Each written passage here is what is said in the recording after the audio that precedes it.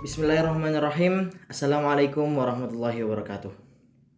Alhamdulillahirrabbilalamin. Wassalatu wassalamu ala sayyidil mursalin Sayyidina Muhammadin wa ala alihi wa sahbihi ajma'in, amma ba'd. Kali ini kita akan membahas bagaimana cara para ulama ahlu sunnah wal jamaah memahami ayat mutasyabihat. Sebelum kita masuk kepada pembahasan, kita akan menerangkan bahwasannya ayat Allah Subhanahu wa taala itu ada dua. Yang pertama adalah ayat muhkamat, yaitu adalah ayat yang jelas lafadznya dan jelas maknanya. Lafadznya jelas, makna dan artinya jelas. Ini adalah ayat muhkamat. Artinya ketika umat Islam membaca ayat tersebut, mereka akan langsung faham makna ayat tersebut secara langsung. Contoh dari ayat muhkamat. Qul huwallahu ahad. Katakanlah bahwasanya Allah itu adalah esa, atau Allah itu adalah satu. Ketika umat muslim membaca ayat Allah adalah satu, mereka langsung faham dan tidak ada perbedaan pendapat atau perbedaan pemahaman di antara mereka. Mereka semuanya sepakat bahwasanya Allah adalah satu. Begitu juga seperti contoh laisa kamitslihi syai'un. Allah tidak seperti segala sesuatu. Nah, di sini ketika umat Islam membaca ayat tersebut, mereka langsung faham dan langsung percaya bahwasanya Allah memang tidak seperti sesuatu. Tidak ada yang berbeda pemahaman di sini. Mereka sepakat bahwasanya Allah itu berbeda dengan sesuatu, segala sesuatu. Nah, ini adalah ayat muhkamat yang pertama. Kemudian yang kedua adalah ayat mutasyabihat. Yaitu ayat yang lafadznya jelas, akan tetapi maknanya kurang jelas. Arti dari makna kurang jelas di sini adalah ketika umat Islam membaca ayat mutasyabihat, mereka tidak langsung faham ayat tersebut secara zahir lafadznya. Artinya ketika mereka membaca ayat mutasyabihat, mereka akan berbeda pemahaman dalam memahami ayat tersebut. Contoh ayat mutasyabihat, yadullahi fawqa aydihim. Nah, di sini ayat mutasyabihat. Kemudian Allah Subhanahu wa taala berfirman dalam Al-Qur'an, "Wa minhu ayatun muhkamatun hunna ummul kitabi wa ukharu mutasyabihat." Jadi memang pembagian bahwasannya ayat Allah Subhanahu wa taala itu ada yang muhkamat dan ada yang mutasyabihat itu adalah dari Allah sendiri. Pernyataan yang Allah kabarkan kepada kita. Minhu ayatun muhkamatun hunna ummul kitabi wa ukharu mutasyabihat. Kemudian bagaimana para ulama-ulama terdahulu, ulama ahlu sunnah wal jamaah memahami ayat mutasyabihat? Nah, mereka memahami ayat mutasyabihat sesuai dengan pernyataan yang Allah nyatakan di ayat minhu ayatun muhkamatun hunna ummul kitab wa ukharu mutasyabihat. Bagaimana maksudnya? Coba kita lihat ayat minhu ayatun muhkamatun hunna ummul kitab wa ukharu mutasyabihat. Kita lihat ayat tersebut. Minhu ayatun muhkamatun. Di dalam Al-Quran, di dalamnya terdapat ayat-ayat yang muhkamat, yang jelas makna dan jelas lafadznya. Hunna ummul kitab. Ayat muhkamat adalah intisari dari seluruh Al-Quran. Jadi semua isi Al-Quran pemahamannya itu ada dalam ayat-ayat muhkamat. Nah, inti dari pemahaman seluruh isi Al-Quran ini ada dalam ayat muhkamat.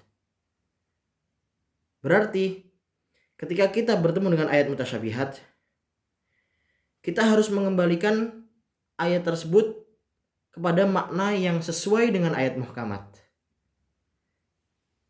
Saya ulangi. Ketika kita bertemu dengan ayat mutasyabihat, artinya kita akan mengembalikan maknanya dengan makna yang sesuai dengan ayat muhkamat. Nah, di antara para ulama terdahulu ada yang memahami ayat mutasyabihat ini, mereka percaya dengan ayat mutasyabihat. Ketika mereka membaca ayat mutasyabihat, mereka percaya dengan ayat mutasyabihat. Mereka yakini ayat tersebut, mereka tidak mengingkari ayat tersebut. Akan tapi mereka menyerahkan maknanya kepada Allah Subhanahu wa taala. Jadi ketika ulama terdahulu memahami ayat mutasyabihat, ketika mereka membaca ayat mutasyabihat, mereka percaya dengan ayat tersebut tanpa ada pengingkaran sedikit pun, akan tapi mereka kembalikan maknanya kepada Allah Subhanahu wa taala. Ingat, bukan berarti mereka menetapkan maknanya sesuai dengan lafaz ayat tersebut. Jadi mereka tidak menetapkan maknanya sesuai dengan zahir lafaz ayat tersebut. Akan tapi mereka menyerahkan maknanya kepada Allah Subhanahu wa taala. Sehingga mereka berpegang kepada ayat muhkamat. Thariqah ini disebut sebagai thariqah tafwid. Mereka ketika membaca ayat mutasyabihat, mereka membaca, mereka iman tanpa ada pengingkaran, dan mereka menyerahkan maknanya kepada Allah Subhanahu wa taala. Ini adalah thariqah tafwid. Nah, kemudian ada juga di antara para ulama terdahulu, cara mereka memahami ayat mutasyabihat ini, mereka menyelami pemahaman ayat tersebut dari segi bahasanya, dari segi nahwu sorofnya, balaghahnya. Dan mereka menemukan bahwasannya ada makna yang sesuai dengan Allah Subhanahu wa taala dalam ayat mutasyabihat ini. Contoh tadi ayat mutasyabihat, yadullah fawqa aydihim. Ketika para ulama meneliti dan memahami, mencari dari perkataan-perkataan Arab, ada makna yad artinya kekuasaan. Ketika mereka melihat bahwasanya yadullah fawqa aydihim, kekuasaan Allah di atas kekuasaan sesuatu. Nah, di sini mereka akhirnya menetapkan bahwasanya maknanya adalah kekuasaan Allah di atas segala sesuatu. Di atas kekuasaan segala sesuatu. Sehingga makna ini lebih pantas, makna ini kembali kepada ayat muhkamat tadi. Karena ayat muhkamat dikatakan laisa kamitslihi syai'un. Allah tidak seperti segala sesuatu. Kalau dikasih makna yadullah fawqa aydihim ini, tangan Allah di atas tangan segala sesuatu, ini berarti kita menyamakan Allah dengan sesuatu yang lainnya. Makhluk yang memiliki tangan. Nah, akhirnya mereka mencari makna yang sesuai sehingga bisa kembali maknanya kepada ayat muhkamat tadi. Laisa kamitslihi syai'un.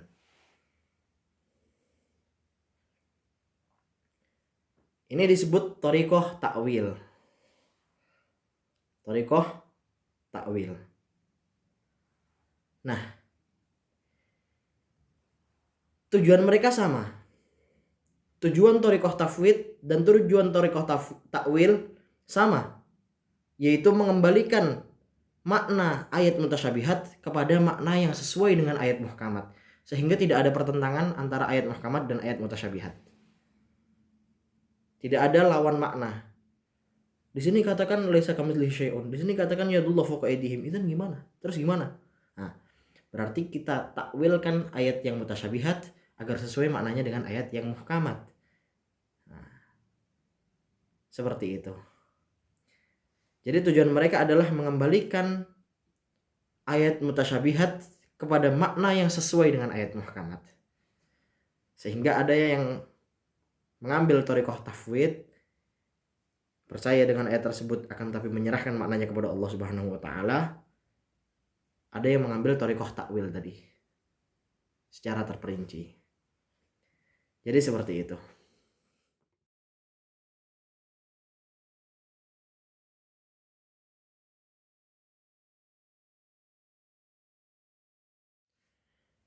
Dan kita sering mendengar bahwasannya thariqah tafwid itu adalah manhajnya ulama salaf terdahulu. Dan thariqah ta'wil adalah manhajnya ulama khalaf. ulama Orde Baru. Nah, di sini bukan berarti ulama salaf tidak ada yang pernah mentakwil. Begitu juga tidak berarti bahwasannya ulama khalaf nggak ada yang mentafwid. Perkataan manhaj tafwid, thariqah tafwid adalah manhajnya ulama salaf, atau thariqah takwil adalah manhajnya ahlul khalaf, ulama khalaf. Di sini artinya adalah kebanyakan. Jadi seperti ini. Kebanyakan ulama salaf itu memakai thariqah tafwid. Akan tapi ada sebagian ulama salaf yang memakai thariqah takwil. Nanti kita akan sebutkan beberapa ulama salaf yang memakai thariqah takwil. Nah, begitu juga bukan berarti thariqah takwil ini manhajnya ulama khalaf. Berarti seluruh ulama khalaf memakai thariqah takwil. Tidak. Ada sebagian ulama khalaf juga memakai thariqah takwil. Jadi seperti itu.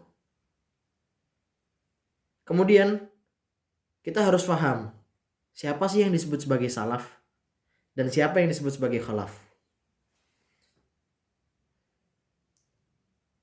Pendapat yang sahih mengatakan bahwasannya yang disebut sebagai salaf atau orang yang hidup di zaman salaf adalah orang yang hidup di zaman 300 tahun setelah hijrahnya baginda Nabi Muhammad SAW.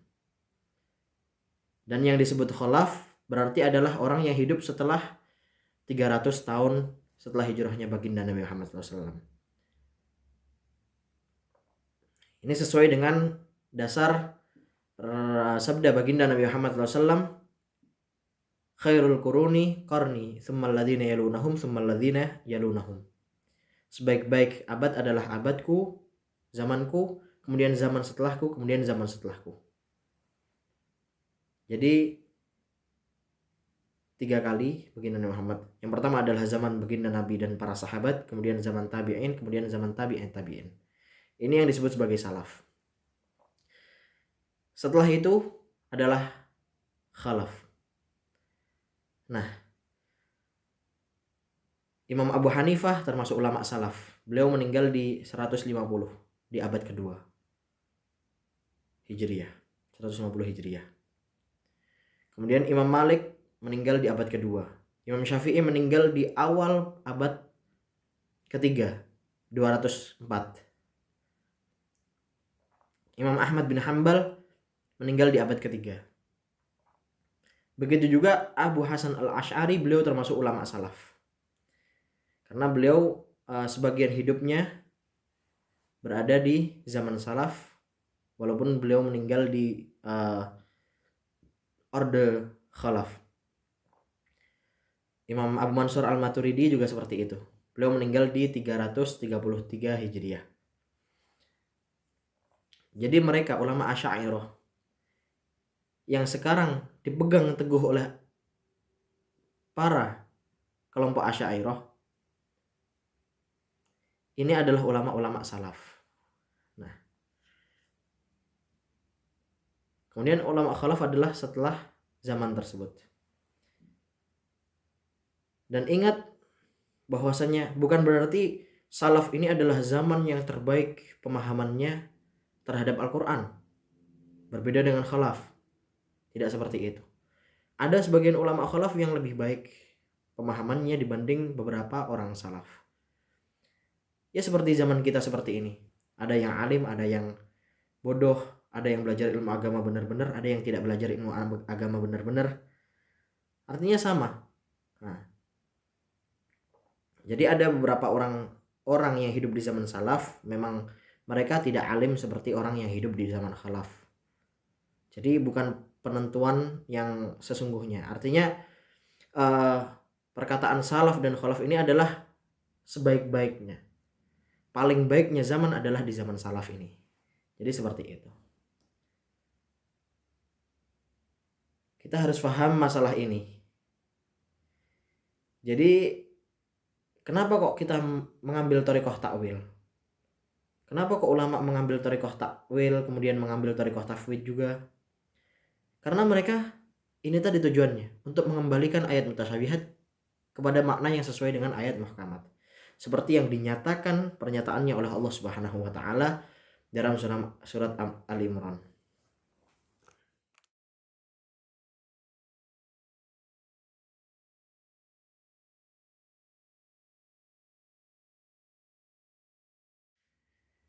Siapakah yang berhak menetapkan takwil ayat mutasyabihat? Takwil ayat mutasyabihat. Yang berhak menetapkan takwil ayat mutasyabihat adalah ulama-ulama yang mampu memahami Al-Qur'an dan hadis baginda Nabi Muhammad SAW. Para mujtahid. Mujtahid ini bukan orang biasa. Jadi ada beberapa syarat, banyak syarat menjadi mujtahid. Di antaranya harus faham bahasa Arab, faham nahwu sharaf secara teliti, kemudian faham ilmu fiqh, faham ilmu istinbat atau usul fiqh. Jadi bukan orang yang baru bisa membaca Al-Quran kemudian menetapkan takwil, bukan. Akan tapi mereka hafal Al-Quran, mereka paham dengan isi Al-Quran, mereka paham dengan isi hadis, kemudian mereka menetapkan takwil-takwil ini. Adapun takwil-takwil yang dibawa oleh para ulama di zaman sekarang ini adalah menukil dari takwil-takwil ulama terdahulu, para mujtahidin yang ada di zaman salaf. Jadi mereka menukil takwil-takwilnya para ulama terdahulu, bukan mereka menetapkan takwil. Jadi seperti itu. Bukan orang yang sekedar hafal 5 atau 10 hadis kemudian mengatakan bahwasanya dirinya adalah mujtahid, bukan. Hadis baginda Nabi amat banyak, ratusan ribu, bahkan mungkin jutaan. Nah, mereka memahami hadis baginda Nabi dan ayat Al-Quran. Inilah yang berhak untuk menetapkan takwil-takwil dalam ayat mutasyabihat. Jadi seperti itu. Kemudian jika semua ayat mutasyabih perlu ditakwil, berarti alangkah banyaknya takwil yang ada di Al-Quran. Oh iya, kalau memang banyak ya memang banyak mungkin. Dan ini bukan berarti kita su'ul adab ataupun tidak beradab dengan kalam Allah Subhanahu wa taala. Karena kita sendiri, para ulama-ulama sendiri itu mengambil manhaj takwil dari pernyataan Allah tadi. Tujuan mereka untuk mengembalikan makna ayat mutasyabihat kepada makna yang sesuai dengan ayat muhkamat. Jadi bukan sembarangan hanya ditakwil buat mainan Al-Quran, bukan. Akan tapi mereka menetapkan takwil, tujuan mereka adalah mengikuti pernyataan Allah Subhanahu wa taala dalam memahami ayat mutasyabihat tadi. Yang dikatakan dalam ayat minhu ayatun muhkamatun hunna ummul kitab wa ukhra mutasyabihat. Karena muhkamat adalah ummul kitab, intisari dari pemahaman seluruh Alkitab Al-Quran, maka ketika kita bertemu dengan ayat mutasyabihat, kita cari makna yang sesuai dengan ayat muhkamat. Ini namanya takwil. Kalau dibilang banyak, ya mungkin banyak, akan tapi karena mengikuti pernyataan Allah Subhanahu wa taala dalam Al-Qur'an surat Al-Imran.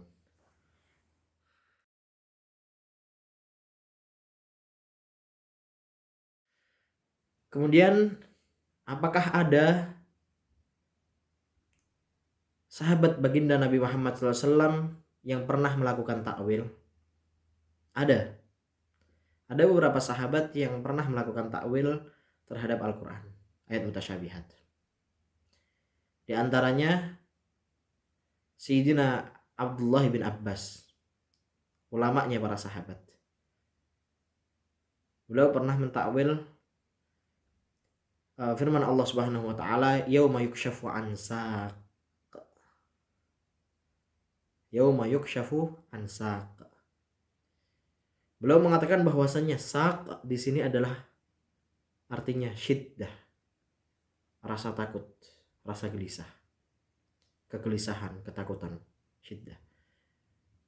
Kalau kita ambil makna zahir, orang yang baru faham bahasa Arab, mereka akan mengatakan yauma yukshafu an saq, hari di mana ditampakkan kaki Allah Subhanahu wa taala. Karena sak di kebanyakan Arab itu artinya adalah kaki. Dan ini tidak pantas makna seperti ini untuk Allah Subhanahu wa taala. Di hari kiamat kelak Allah tampakkan kakinya. Apa maksudnya? Nah, maka di sini Ibn Abbas memiliki takwil sak di sini artinya adalah syiddah. Jadi yauma yukshafu an sak, hari di mana ditampakkan rasa takut, rasa gelisah, ketakutan dan lain sebagainya. Jadi beliau melakukan takwil. Sahabat baginda Nabi Muhammad SAW Sayyidina Abdullah bin Abbas. Jika ada yang menyangkal, oh ini bukan takwil namanya, ini tafsir. Terus apa perbedaannya dengan yadullah fawqa aydihim, artinya kekuasaan Allah di atas segala kekuasaan sesuatu? Apa perbedaannya? Jadi tafsir dan takwil jika dipisahkan mungkin akan memberi makna yang sama. Akan tapi jika digabungkan maknanya akan berbeda. Artinya apa yang dikatakan oleh Sayyidina Abdullah bin Abbas itu mau dikatakan tafsir ataupun takwil, ya seperti itu. Asak artinya syiddah. Yang dikatakan oleh para ulama yadullah fawqa aydihim, yad artinya kekuasaan. Sama. Jadi seperti itu.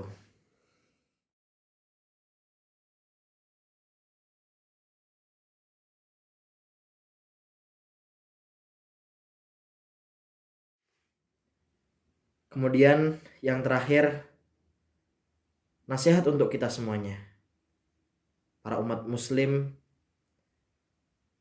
yang mendengarkan perkataan ini. Jika memang kita tidak menerima takwil dari para ulama, minimal kita nggak perlu merendahkan ulama deh. Jadi jangan sampai kita biasakan rasa saling merendahkan ini ada dalam diri kita, sehingga menjadi suatu watak bagi diri kita, sehingga ketika bertemu siapapun pengennya merendahkan, seakan-akan dirinya adalah orang yang paling faham, seakan-akan dirinya adalah orang yang paling ikut dengan baginda Nabi Muhammad, sehingga ketika melihat orang yang mentakwil kita merendahkan mereka. Ketika kita melihat orang-orang yang tidak menerima, tidak sependapat dengan dia merendahkannya.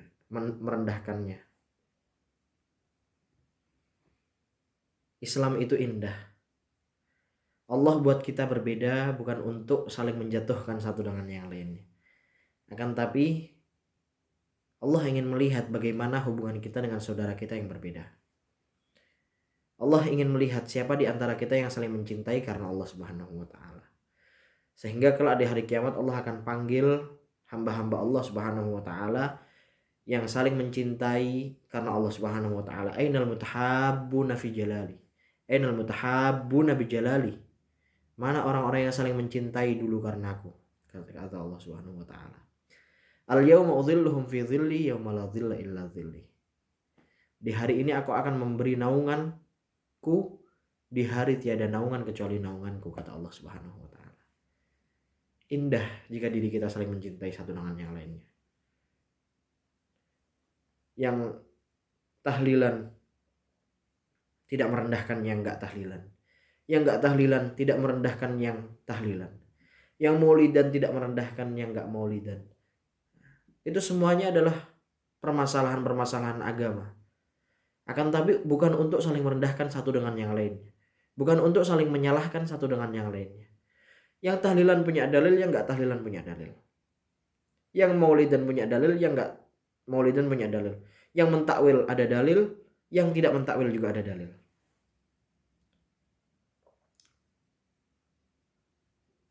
Jangan sampai kita merasa bahwasanya diri kita ini paling ikut dengan baginda Nabi. Diri kita paling ikut dengan Al-Quran dan Sunnah. Kita harus paham bahwasanya orang-orang yang ikut madhab, orang-orang yang mengikuti para ulama terdahulu. Mereka mengikuti ulama terdahulu ini bukan berarti mereka menghilangkan baginda Nabi. Bukan berarti mereka tidak mengikuti Al-Quran dan Sunnah. Akan tapi mereka mengikuti ulama terdahulu karena mereka sadar bahwasannya dirinya tidak faham Al-Quran, tidak faham Sunnah, kemudian mereka mengikuti ulama terdahulu dalam memahami Al-Quran dan Sunnah.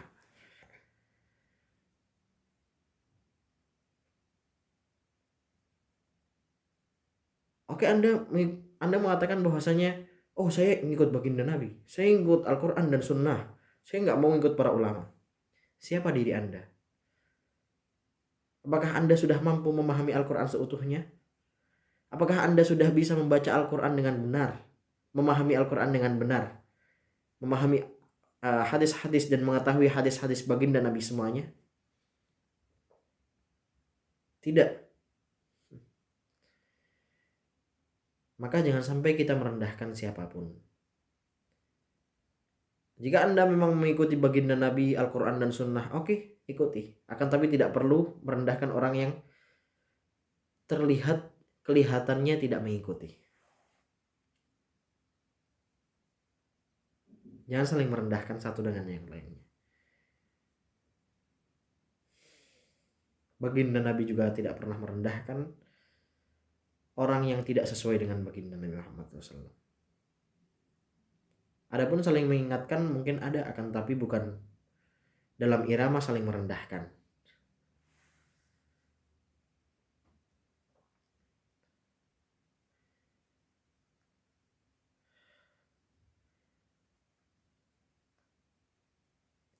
Di antara kita pun tidak ada yang langsung berguru dengan baginda Nabi Muhammad SAW. Di antara kita pun tidak ada yang langsung belajar dengan baginda Nabi Muhammad SAW. Semuanya punya guru. Anda yang mengatakan bahwasannya Anda mengikuti Al-Quran dan Sunnah, Anda juga punya guru untuk memahami Al-Quran dan Sunnah. Begitu juga kita. Dan kita menganggap guru itu sebagai guru.